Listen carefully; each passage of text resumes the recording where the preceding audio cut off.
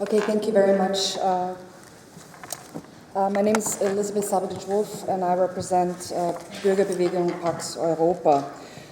Before I start, I would like to mention that we really have to remind ourselves that we need to be grateful, we, the civil society, for the opportunity to be able to speak here at the OSCE and oh dear, this is not something that can happen in other places and in other international forums. So once again, thank you very much for this opportunity.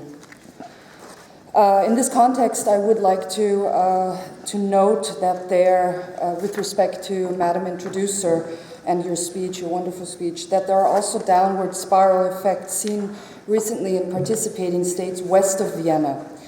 I very much appreciate your comments, Madam Introducer. However, I would like to remind everyone that there are many groups, not only east of Vienna, but also west of Vienna, who are taking to the streets with issues that authorities consider threatening. There is harassment by the authorities. There is harassment by counter-demonstrations, by left-wing extremists, and to some extent Islamist groups.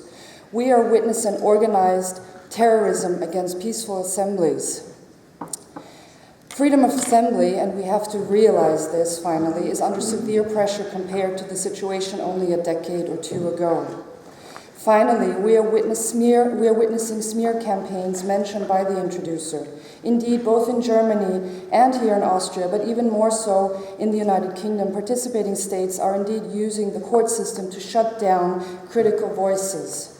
There are people such as Tommy Robinson, Michael Mannheimer, Michael Stürzenberger, and even myself, who have been taken to court by the state without any victims, just to make a point and to intimidate. Now to the recommendations. Pax Europa recommends that so-called counter-demonstrations be prevented from becoming rallying points for initiating street battles, for example, by not permitting them to be held near initial demonstrations.